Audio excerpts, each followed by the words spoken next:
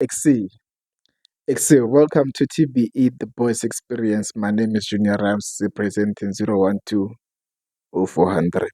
Today we are reviewing Lonely at the Top, which is an album by Joey Beres. Joey Beres. So Joey Beres, he's been dissing people recently, off lately. And then I remember telling you home, the single that he kept on doing the DC, especially he was throwing shades at Kendrick Lamar, but then he keep on um what is this thing releasing also singles. Then I felt like he's about to drop an album, but then I think there's only one that I remember correctly that is that that that felt like a roll up because of it. They end up on the album. So going into the album, diving in deep. So the first, I think, is one of the first songs on the top, which is called Superfly. It has the feel of Puff Diddy, Dirty, Money. So it has its feel. Sean comes of the album that is called No Way Out. That's his first project ever. And then the last project that he did, 2000, it was executive produced by Diddy. I used to make a joke of the last good deed that Diddy did before he went to prison was giving us 2000 because of Joey Perez fans have been waiting for 2000 since forever. Even though my favorite is American Perez, the album, the one with the blue cover. So the album, the first song was like that, and then I can see the influence of the whole album actually, how it's curated. Actually, it has the feel of Diddy, especially because of Joey Badass is rapping NYC, Brooklyn. So I get the homage and everything, and also I always see who's this guy, West Ghana. Yeah, I feel like he sounds like Ricky from Rick and Morty. His voice is very, I don't know. It's not disturbing, but then it's very interesting. Basically unique. Yes, that's the word that I'm looking for. It's very unique. And then Ready to Love has drum patterns of AKE company, the one from Mass Country. That's how I feel about it. And then there's a song, I forgot his name, but then he has a bar that says is the sixth member of the commission, which I find it very interesting. I like the bar. I think that's my favorite bar of on the album because of this bar. This bar is very, I don't know, I like it because of there's a, what is this thing? On Neck and Wrist by Pusha T. Actually, the song is by Pusha T, produced by Pharrell Williams. So there's a line that Jay-Z, he always addresses people. He was addressing Phase on Love. Phase on Love is the guy who was the king of Mr. Bones. Yes, Mr. Bones, the guy who was chubby or fat. So that guy who was an assistant, who was the manager of the golfer, and then the golfer they thought he's a what is this thing?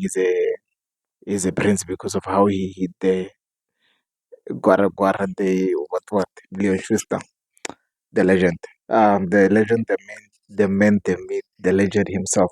So Jay Z there he's addressing him, and then there's also some people online who are always fighting him. They say if Biggie was not around, then Jay Z wouldn't be in the position that he is. So Jay Z on the song he's referencing that and replying that he says, if Big was alive, you would have gotten the commission. And then that's why I like this bar because of it says the sixth member of the commission, to which if Biggie was alive, then we would have gotten the commission, which would have included Biggie, Jay Z, Puff Daddy, Lil C, and the other homie that I don't know. And then Joey Perez is just giving reference because of also he's from the Bronx, so he also feel like he's that dope of a rap. And I feel like the guy, if he keeps on rapping and forgetting about decent people, he can do a lot.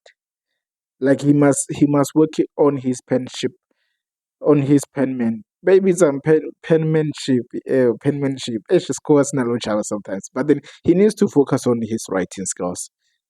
As an artist, he needs to focus on making his pen to be sharp, to write dope bars, than to actually be focusing on what is this thing? Dissing people.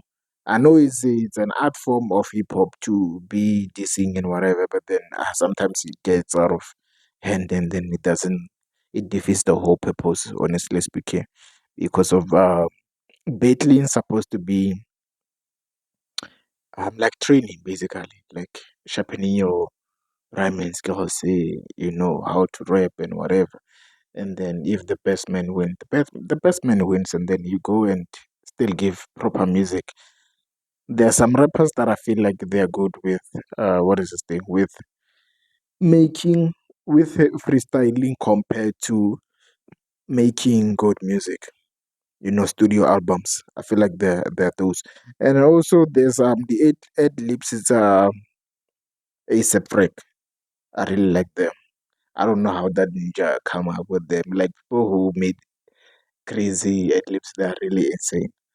So overall, the album, I don't know if people these days they no longer having NRs on the albums or whatever. Because most albums that I listen to at the top, I enjoy. And as soon as I end up at the middle, going down there, I no longer enjoy the album. So I don't get it if a lot of people. I don't know. Me, honestly speaking, me, I don't know because of ah, hi, hi, ashkotakali. Ashkotakali.